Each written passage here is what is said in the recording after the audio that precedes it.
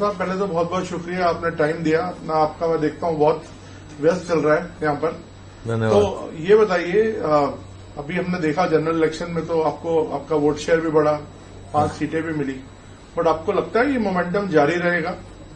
देखिए, ये लोकसभा का चुनाव जो हुआ, लोगों ने साफ संकेत दिया है कि हरियाणा की 36 बिरादरी ये फैसला कर चुके हैं कि आने वाली सरकार कांग्रेस पार्टी की सरकार बनाएंगे। आप देखो, हाईएस्ट वोट शेयर है हमारा इंडिया में, इंडिया अलायंस का, और 10 पार्लियामेंट्री क्षेत्र हैं। 10 की 10 में बीजेपी का वोट शेयर कम हुआ है, कांग्रेस का वोट शेयर ज्यादा हुआ है। इसी प्रकार से 90 असेंबली सेगमेंट से 90 की 90 में कांग्रेस का वोट शेयर बढ़ा है और बीजेपी का घटा है। तो ये एक संकेत होते हैं लोगों को, जिस हिसाब से जो हमारे कार्यक्रम चल रहे हैं पार्टी के, हिसाब मांगो हिसाब, और हाथ से हाथ जोड़ो, घर घर कांग्रेस, उसमें जो समर्थन मिल रहा है, जन समर्थन मिल रहा है, उसके आधार पर मैं कह सकता हूं कि लोगों का मन कांग्रेस की सरकार कराने का। सर मेरा एक और सवाल है कि चलिए, अगर सरकार आपको मैंडेट मिलता है कांग्रेस को, तो सीएम कौन होगा? ऐसा लगता है कि बहुत फैक्शनलिज्म है, ऐसी बातें भी की जाती हैं कि अलग अलग यात्राएं निकाली जा रही हैं, अलग अलग कंपटीशन है। आपको लगता है कौन सीएम कैंडिडेट? नहीं, तो ये तो आप लोगों की बनावटी बातें हैं, कोई फैक्शनलिज्म नहीं है। अलग अलग क्या मतलब, सब कांग्रेस को मजबूत करने की बात कर रहे हैं। जितने भी कांग्रेस के नेता हैं सब अलग अलग जाके कांग्रेस की मजबूती की बात कर रहे हैं। जो फैक्शनलिज्म की क्या बात? कांग्रेस में कोई फैक्शनलिज्म देखना तो आपने बीजेपी में देखो, हरियाणा में कभी आपको भी अनिल विज दिखाई नहीं दिए होंगे, जो अपना शर्मा जी दिखाए होंगे, और आप वीरेंद्र सिंह जी तो आ ही गए, राव इंद्रजीत नहीं दिखाई दिए होंगे, रामविलास शर्मा नहीं दिखाई दिए होंगे। आप देखो ना, ये है उनका। बट सर आपने भी एक इंटरव्यूज में, कई इंटरव्यूज में बोला ना आप टायर्ड हो ना आप रिटायर्ड हो, तो दावेदारी तो आपकी है ही मजबूत है, इसका मतलब सीएमशिप नहीं कहा है मैंने, वो तो बात कह रहे थे वही आपकी बात। तो मैं चुनाव लड़ूंगा मैं आपके, ना इधर हम टायर्ड नो रिटायर्ड, क्या दो रहे हैं। तो किन मुद्दों को आप लेके जा रहे हैं पब्लिक में ज्यादा? देखिए, मुद्दे 2014 में जब हमने सरकार छोड़ी, उस टाइम हरियाणा प्रति व्यक्ति आय में, प्रति व्यक्ति निवेश में, कानून व्यवस्था में, नौकरी देने में, और आपका खेल और खिलाड़ियों में नंबर 1 प्रदेश था। आज पिछड़ गया। आज किस चीज में नंबर 1 है? आज बेरोजगारी में नंबर 1 है। मेरे आंकड़े नहीं है, ये सीएमआई के हैं, प्लानिंग कमीशन के भी हैं। 3 गुना जो है बेरोजगारी बढ़ गई हरियाणा में। आज अपराध बहुत तेजी से बढ़ रहा है, फिरौतियां मांगी जा रही, रोज आप देख रहे होंगे, अखबार में देख रहे होंगे। कानून व्यवस्था बिल्कुल ठप हो गई।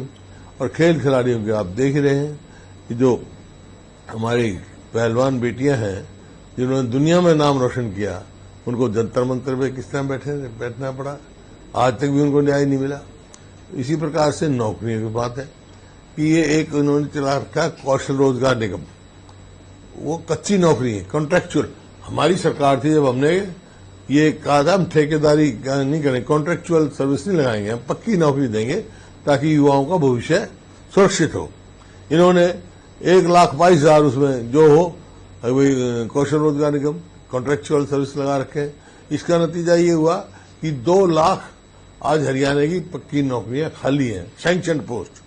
तो इसका मतलब क्या है? अब ये कह रहे हैं, कई दफा कहते हैं जी, ये HKR कहते हैं उसको, हरियाणा कौशल रोजगार निगम, उसको खत्म। वो तो खत्म करेंगे, लेकिन जो उनमें काम करते हैं उनको कॉन्ट्रेक्चुअल नहीं रखेंगे, हम पक्का करेंगे, पक्की नौकरी देंगे। 2 लाख, और सरकार आएगी, कांग्रेस सरकार आएगी तो पहले साल में 1 लाख पक्की हम नौकरी देंगे। इसी प्रकार हर साल 50-50 हजार देंगे। सर आपने भी खेल खिलाड़ियों की बात की। अभी हमने हाल में विनेश के साथ देखा, वहां पे उसको जीतने के बाद भी वो हार गई। तो आप कह रहे हैं कि इनके साथ अच्छा व्यवहार नहीं हो रहा, लेकिन सरकार ने तो पूरा उसको जो मेडल्स वगैरह दिए हैं वो तो दिए ही हैं। और कौन सा मेडल दिया? नहीं, सरकार ने तो उनको सारी जो फैसिलिटीज, जो मेडल विनर्स को दिए हैं, वही सब दे रही हैं। नहीं, मैंने कहा था उसको वो देनी चाहिए, वही मान सम्मान और इनाम मिलना चाहिए जो गोल्ड मेडलिस्ट को मिलता है ओलंपिक को। तो उनको नहीं मिला वो सम्मान? नहीं, उनको नहीं मिला। लेकिन इन्होंने सरकार ने सिल्वर का किया ऐलान उनका। और मैंने इसी वास्ते कहा था भाई, जैसे तेंदुलकर को नॉमिनेट कर दिया था राज्यसभा में, उनको नॉमिनेट करें क्योंकि उनके साथ मेरे को महसूस है कि उनके साथ जाती हुई है, उसको उसका न्याय नहीं मिला।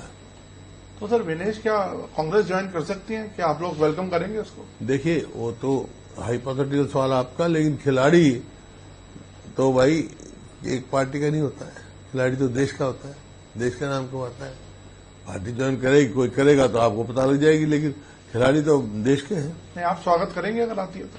मैं तो जो भी पार्टी में आ रहा है स्वागत करते हैं, कोई अच्छा आदमी आएगा तो, लेकिन सवाल इनका नहीं है, हाइपोथेटिकल सवाल तो उनकी इच्छा की बात है। आज वो हमारे देश की खिलाड़ी हैं और उनके पास जो है न्याय नहीं हुआ, उनको पूरा मान सम्मान मिलना चाहिए, उनको नॉमिनेट करना चाहिए राज्यसभा में। सर आपने आम आदमी पार्टी के साथ आपका नेशनल में तो अलायंस है, इधर आपने अलायंस क्यों नहीं कर पा रहे? है ही नहीं हमारा किसी नेशनल लेवल पर सारी पार्टियों के साथ हमारा, कम्युनिस्टों के साथ भी है, हमारा समाजवादी के साथ भी है, आम आदमी पार्टी की बात है, लेकिन प्रादेशिक तो आपको लगता नहीं सर लेवल पर अभी कोई चर्चा नहीं चली है। आपको लगता नहीं इससे नुकसान हो सकता है कांग्रेस का? चलिए, जो कोई चर्चा नहीं है, खुद कांग्रेस खुद में सक्षम है, तो आपको लगता है बिना आम आदमी सक्षम है, बाकी पार्टी का जो है अब तक कोई चर्चा नहीं हुई है उसकी। तो सर अग्निवीर पे भी आप सवाल उठाते आए हैं, तो आपने मैंने देखा अभी आपकी रिपोर्ट्स भी देखी, आपने कई इंटरव्यू में बोला कि अग्निवीर के को भी आप लेके जाएंगे, मतलब हरियाणा से बहुत सारे लोग सेना में हैं और चाहते हैं, तो आप क्या कर सकते हैं? ये तो सरकार का ये तो बन चुका है, तो युवा क्या करेंगे आप पावर में आएंगे? अगर कांग्रेस की सरकार बनेगी केंद्र में, तो हमने क्या ही रखा था, राहुल गांधी जी ने क्या रखा है, अग्निवीर नहीं, हम तो पुराना जो रिक्रूटमेंट है, जो पक्का जो पेंशनेबल है, अब क्या है 18 साल का लड़का भर्ती होगा, 22 साल का वापस आ जाएगा, ना उसकी पेंशन ना और कोई उसको सुविधा है। ऐसा है, उनके भविष्य के साथ खिलवाड़ है, युवाओं के साथ खिलवाड़। और हरियाणा को तो बड़ा भारी नुकसान है कि 5000 हर साल फौज में भर्ती होते थे हमारे बच्चे, और ये जब से अग्निवीर स्कीम आई है 250 बच्चे भर्ती हुए हैं, तो उनका भविष्य तो अंधकार में गया ना। हमारी पॉपुलेशन देश की 2% है, लेकिन हर 10वां फौजी हरियाणा से है।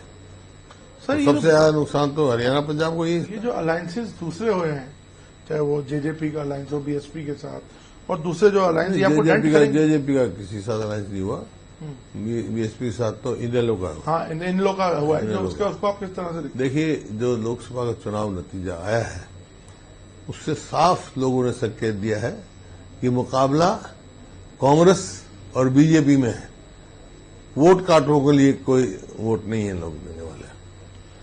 सर आपको क्या लगता है कि आपको बार बार ये बोला जाता है कि आप हमेशा रोहतक सेंट्रिक विकास करते रहे हैं, ये क्रिटिसिज्म हुआ है, आप बोलते हैं जिनको हरियाणा का विकास का पता ही नहीं, जिनको हरियाणा का नक्शा पता नहीं, वो ये बात बोलते हैं।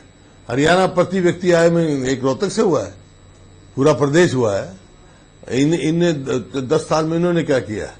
हमने तो भाई साहब आप शिक्षा का हब बनाने की कोशिश की, पंचकुला में नेशनल इंस्टीट्यूट ऑफ फैशनल टेक्नोलॉजी बनाया, कुरुक्षेत्र में नेशनल इंस्टीट्यूट ऑफ डिजाइन बनाया, करनाल में कल्पना चावला मेडिकल कॉलेज बनाया, सोनीपत में डॉक्टर अंबेडकर लॉ यूनिवर्सिटी बनाई, राजीव गांधी एजुकेशन सिटी बनाई, खानपुर में मतलब महिला यूनिवर्सिटी बनाई, महिला मेडिकल कॉलेज बनाया, आपका जिंदल यूनिवर्सिटी रही, मुरथल में जो इंजीनियरिंग कॉलेज था उसको यूनिवर्सिटी बनाने का काम किया, और आपका जो है फरीदाबाद में मेडिकल कॉलेज बनाने का काम किया, फरीदाबाद में वाईएमसीए को यूनिवर्सिटी बनाने का काम किया, गुड़गांव में देश की सबसे पहली डिफेंस यूनिवर्सिटी की नींव का पत्थर रखने का काम किया, रेवाड़ी में इंदिरा गांधी जी के नाम से यूनिवर्सिटी बनाई, सैनिक स्कूल बनाया, झज्जर में एम्स आया, नेशनल कैंसर इंस्टीट्यूट आया, महेंद्रगढ़ में सेंट्रल यूनिवर्सिटी आई जिसमें मेडिकल कॉलेज भी होगा, जिसमें लॉ कॉलेज भी होगा, वो हमने किया।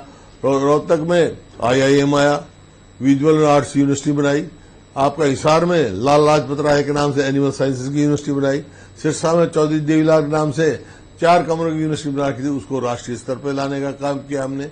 इसी प्रकार से आप वहां जाओ, जींद में चौधरी रणबीर सिंह के नाम से यूनिवर्सिटी बनाया, भिवानी में चौधरी बंसीलाल के नाम से यूनिवर्सिटी बनाई। कोई भी आप इलाके में घूम जाओ पूरे प्रदेश में, ये कौन से सेंट्रिक है? हरियाणा सेंट्रिक है।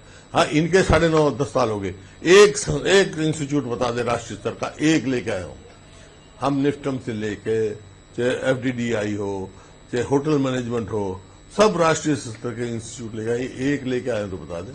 तो सर आप कन्विंस हैं कि आपका पैन हरियाणा आप अपील रहेगी, जाट हो नॉन जाट्स हो सब? नहीं, जाट नॉन जाट तो तुम्हारी क्रिएशन है। छत्तीसगढ़ जी भाई, कांग्रेस का नीति है, ना जात पर ना हाथ पे मोहर लगेगी हाथ पे। नई बात नहीं कांग्रेस। तो सर अभी हमने देखा कि आपकी पार्टी से कुछ लोग, कई लोग एक्चुअली छोड़ के गए, किरण चौधरी जी अभी छोड़ के चले गई। आपको लगता है इससे कोई फर्क पड़ेगा? आपने ये तो देखा है, ये देखा है उस पार्टी से कितने हैं हमारे पिछले 30 साल में 45 ex MLA, x MP, sitting MP. वो नहीं दिखाई आपने, वो नहीं दिखाई नहीं दिया आपको? वो दिखाई नहीं दिए क्या? फिर आप एक आंख बंद करके करते हो, आप क्या क्या करेंगे? तो हुड्डा जी अब आपको क्या लगता है कि कितना वोट शेयर आपका आगे रहेगा इस बार? आप जितनी सीटें आ रही हैं कांग्रेस भारी बहुमत से सरकार बनाएगी। और आपको लगता है पैन हरियाणा ये अपील है इस समय? बिल्कुल, क्यों नहीं है? या कुछ एरिया स्पेसिफिक? कांग्रेस पार्टी पूरे देश में है, एक हरियाणा में क्या है?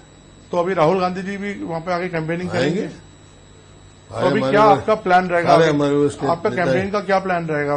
क्या आप लोग किस तरह से प्लानिंग? अब तो हमारी स्क्रूटनी कमेटी की मीटिंग शुरू होंगी, टिकटें बटेंगी और उसके बाद अपना प्रचार चल ही रहा, हमारा कार्यक्रम चल ही रहे। तो आप बीजेपी को कोई चैलेंज नहीं मानते हैं इस समय? नहीं, मुकाबला कांग्रेस और बीजेपी में है। तो हुड्डा वर्सेस हु? लेकिन सरकार कांग्रेस की बनेगी। नहीं, तो बीजेपी में कौन आप देखते हैं कि जो वहां पे स्टार कैंपेनर है? आपके कौन है टक्कर में इस समय? आप हुड्डा जी, आपके अगेंस्ट खट्टर साहब हैं या सैनी साहब हैं, कौन है? नहीं, आप समझे नहीं, कांग्रेस का और बीजेपी का बना है, कांग्रेस की सरकार बनने जा रही है। Thank you.